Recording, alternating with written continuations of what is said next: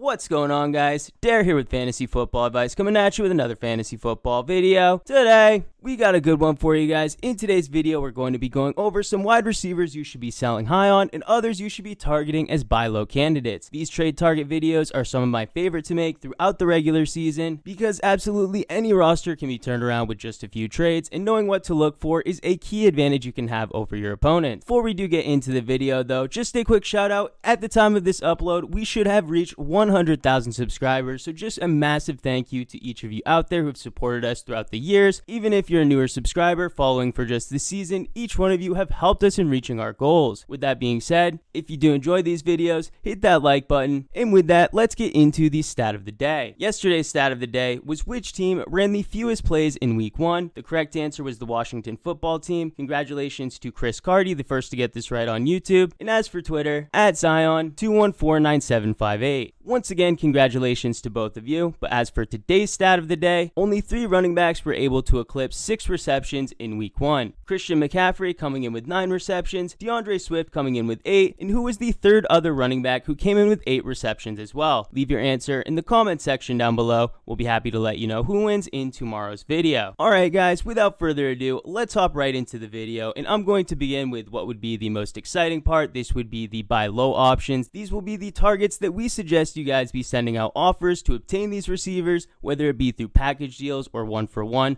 I'll let you know the relative value, but up at the top we have none other than Allen Robinson of the Chicago Bears. Allen Robinson is coming off of a poor performance, but it was to be expected in a road game against the LA Rams, one of the best secondaries that Allen Robinson will likely be facing throughout this season. In that game, he had 6 receptions for 35 yards, a mere 9.5 PPR fantasy points, 6.5 points if we're talking half PPR, so safe to say anybody that bit the bullet started Allen Robinson due to draft capital, him being a top 4 round pick. They were likely disappointed, and I know Allen Robinson was a player for most people that they would only draft him if they fell to him. Not many people had Allen Robinson as a target they were reaching on. For that reason, some people may own Allen Robinson, but may not be as high on him or have such a positive outlook for his season-long value. Well, this may be one of the last opportunities we have to get Allen Robinson at a good deal. His upcoming schedule is pretty juicy, starting out with week 2 against Cincinnati, who did play very well on defense in week 1, but the larger sample that we've seen out of Cincinnati, they are a defense to target for opposing wide receivers, so a good game from Allen Robinson is well within the cards. He'll follow that up with a week 3 stint on the road against the Cleveland Browns, who in 2020 allowed the 6th most fantasy points to the wide receiver position. It doesn't get any more difficult though going into week 4 against the Detroit Lions, who allowed the 3rd most fantasy points to the position. And then even looking 5 weeks deep here, the week 5 matchup is against the Las Vegas Raiders, who while slightly better than those other past defenses, still allowed the 11th most fantasy points to the wide receiver position last season. While many of these teams can improve upon the numbers that they put up last season from defending opposing wide receivers, it's safe to assume that many of them are going to still struggle at containing Allen Robinson in their matchups. A-Rob, by the end of these 5 weeks, I would be surprised if he doesn't rank once again inside the top 12 at the wide receiver position. And despite it being an underwhelming performance we received from him in week 1, it's still worth noting that he received 11 targets. With a new quarterback, that is going to be worth noting because we weren't exactly sure how the target distribution would have panned out. Those questions certainly answered, and Allen Robinson could be coming in at quite possibly his lowest trade value of the season. Moving into our next buy low candidate, we have Courtland Sutton of the Denver Broncos. Sutton is coming off of a very disappointing week 1 where he only caught 1 pass for 14 yards. That was on a mere 3 targets. But as we know, the big news here, Jerry Jeudy, he has been placed on IR and will be missing a significant amount of time. But until Jerry Jeudy does return, Courtland Sutton should be the clear wide receiver 1 in this offense. Yes, KJ Hamler and Tim Patrick, they are on the more talented end for wide receivers. So I wouldn't be surprised if one, if not both of those wide receivers do see a pretty big uptick in production themselves, but I do still feel that Courtland Sutton is by far and away going to lead this team in targets, in volume, in fantasy production from the wide receiver position. Him getting off to a slow start is to be expected. He is of course returning from a significant injury, a lot of time off, so we can't rule out the possibility of Courtland Sutton in week 2 also putting up a disappointing performance, but with his week 2 matchup being against the Jacksonville Jaguars, one of the most porous pass defenses, the odds and likeliness of that happening, I certainly wouldn't count on it. For that reason, now would be the time to act. I certainly don't believe that owners of Courtland Sutton are going to be giving him up for free, but with him being a mid to later round pick, being drafted behind Jerry Jeudy, also putting up a major stinker in week 1, I think you have a lot of ammo working in your favor. So as long as you send him a pretty fair deal, maybe include one of these sell high candidates that we have coming up, I think you can certainly get the job done. Moving into our third buy low target, you had to know this one was coming, Brandon Aiyuk of the San Francisco 49ers. Now we have been getting a bit of conflicting reports whether Brandon Aiyuk and his lack of involvement, lack of production, whether that was based on poor performance in training camp, whether it was related to injury. We do have beat writers coming out and say that he tapered off towards the tail end of training camp, but at the same time, this was not information that was privy to us, or I felt was privy to us heading into week 1. For that reason, I tend to lean on the side that it was more due to him recovering from the injury, with this being a matchup that the San Francisco 49ers knew that they could win pretty handily without some of their playmakers, and I strongly believe that Brandon Aiyuk was just an unfortunate casualty based on these week 1 circumstances. I don't need to sit here and sell you on the talent of Aiyuk, the potential upside Aiyuk has. He posted wide receiver 1 numbers for 10 straight weeks last season, easily carrying fantasy owners from the midway part of the season all the way up and through the championship game. With many of the offensive weapons of the San Francisco 49ers being a bit injury prone, yes, I'm talking to you, Deebo. You already know the deal with George Kittle, and not trying to throw shade specifically at those receivers, but it's just another factor working into the potential upside of Brandon Aiyuk if you needed just one more reason to trade for him. If you guys want a more under the radar player to trade for, I definitely suggest trading for Julio Jones of the Tennessee Titans. In fact, this could also go for AJ Brown, but with him scoring a touchdown even in what was a pretty poor performance from this offense overall, I don't think you're really going to get him as cheap as you could possibly get Julio Jones for. Julio Jones himself is coming off of a 6 target performance in which he caught 3 of those 6 targets for a mere 29 yards. That's 5.9 PPR fantasy points, 4.4 points in half PPR, so anyone that started him was significantly disappointed. On top of that, a lot of people could have questions as to how strong this Tennessee Titans offense could potentially be after a lackluster week 1 performance. I think that's why you should capitalize on it. The Tennessee Titans are going to have much better offensive performances moving forward. Their defense, however, is still pretty suspect, so I can see many games where they are playing from behind, but yet the offense is going to be firing on all cylinders, unlike they were in week 1, so expect a bounce back for them. You could expect that bounce back to happen as early as week 2 against the Seattle Seahawks secondary, a secondary that just allowed Zach Pascal to catch 4 passes, but 2 of them for touchdowns. I wouldn't be surprised one bit for this to be a major bounce back game for the Tennessee Titans offense as a whole. And when looking to target Julio Jones in trades, in addition to just being a player who could be a strong wide receiver 2 in the Tennessee Titans offense, a potential wide receiver 2 for your fantasy team, but if anything were to happen to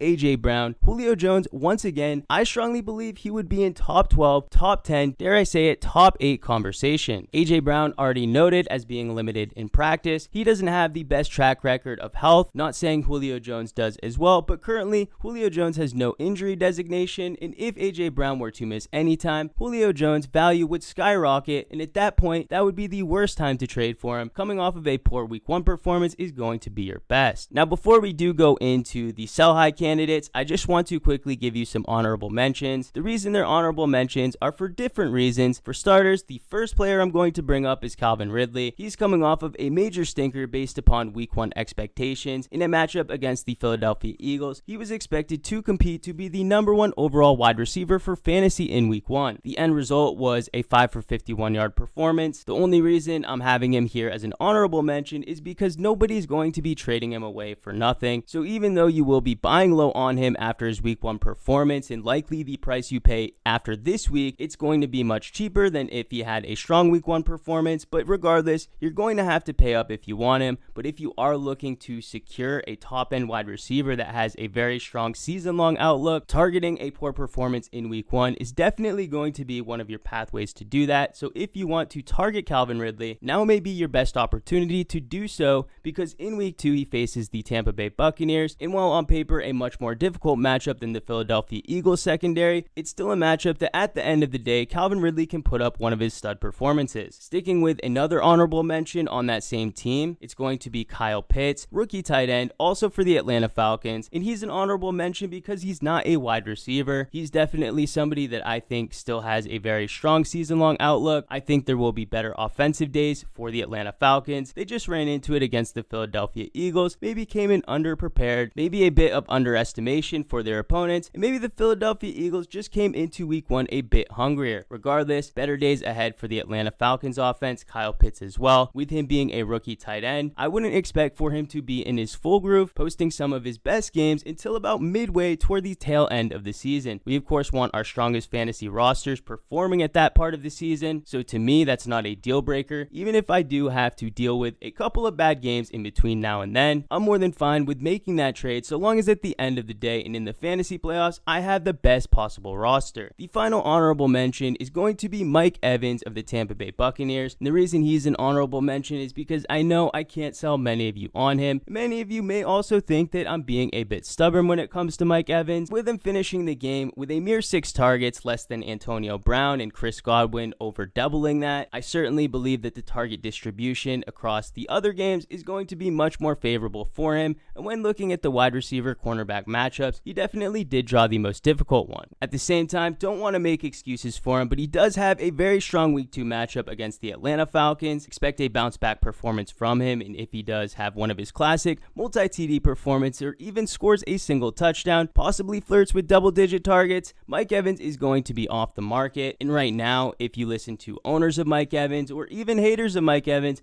everybody is not very quiet about how much Mike Evans is already a bust. Take advantage of that, target him. I don't think you'll have to pay all that much, but after a week 2 matchup against Atlanta, his price is certainly going to increase. Alright guys, we're moving into the sell high candidates, and one thing I want to make clear is there really aren't that many sell high candidates this week because it's week 1. We don't want to overreact. Telling you to sell high on a player for a poor week 1 matchup, a poor week 1 performance, we may be jumping the gun. It's an extremely small sample, and making hasty moves like that can certainly set us back in our goal of making a better roster. With that said though, there are a few players that I strongly believe we should sell high on. For starters, Deebo Samuel. Yes, we know he had the outlandish performance. We were high on Deebo Samuel heading into the weekend. This had nothing to do with us being down on Brandon Aiyuk. In my eyes, both players could have very strong week 1 performances. It didn't have to come at the expense of the other, but with Deebo Samuel having a monstrous performance, him costing a mid to later middle round pick, the reason it's important to bring that up is because you should already have your whole roster set up, meaning you have your running backs, your main wide receivers, so Deebo Samuel would only be in consideration for your flex. If you're able to flip your flex receiver into a potential solid wide receiver too, with upside, maybe somebody like Robert Woods, who despite scoring a touchdown, still put in a pretty subpar performance himself, I think overall you're going to be much happier with your roster from a season-long perspective. Deebo Samuel himself, we can't guarantee that he will remain healthy for the remainder of the season, nor can we guarantee that his involvement in workload will retain anything like it was in week 1. Unless Brandon Aiyuk just goes on IR, completely falls off a cliff, Brandon Aiyuk will be competing to lead this team in targets once again. All reports that we had seen throughout the offseason did point in the direction of Deebo Samuel being involved, but clearly behind Brandon Aiyuk at the wide receiver position. I think at this point, many people are doubting that, and for me, that's where I would want to capitalize, take full advantage. So Deebo Samuel is on the trade block. Many people will be a bit savvy to what you're trying to do selling high on Deebo, but with Brandon Aiyuk being a bit ambiguous in what his expectations are moving forward, I think you could easily make a trade from an unassuming Deebo Samuel truther. The next player on our sell high list is going to be Marquise Brown of the Baltimore Ravens. He's coming off of a 6 target performance where he converted all 6 of those into receptions for 69 receiving yards and even caught himself a touchdown. That's easily one of his best performances since he's joined the Ravens, and with the Ravens having lackluster talent at the wide receiver position, pretty deep, but most of them are injured, Marquise Brown could be looked at as a player to continue this trend in week 2 and on. Unfortunately for him though, in week 2, he faces a wall in the Kansas City Chiefs, one of the better teams at defending opposing wide receivers, so expecting him to continue his tear that he started in week 1 on a mere 6 targets is just unlikely. Mark Andrews himself, one of the leading receivers on this team, had a pretty quiet game himself, so expect him to bounce back, and that could also be at the detriment of Marquise Brown. For that, my week 2 outlook for Marquise Brown is not very very high, and what he produced in week 1 far exceeds my season-long expectations for him. So if you can extract any value from a player that you basically drafted in the super late rounds, flip that for somebody who could be a consistent flex option for you. I think that one small move can definitely upgrade your roster. Or hey, maybe even use Marquise Brown as a combination piece to throw in a trade, maybe sweeten the pot to potentially get a higher upside player. Behind him, we have Antonio Brown of the Tampa Bay Buccaneers. Antonio Brown, as I had mentioned, he did finish the game with more targets than Mike Evans, coming in with 7 in week 1. Unlike Evans though, Antonio Brown definitely made the most of him, catching 5 passes, 121 yards, and even scoring a touchdown.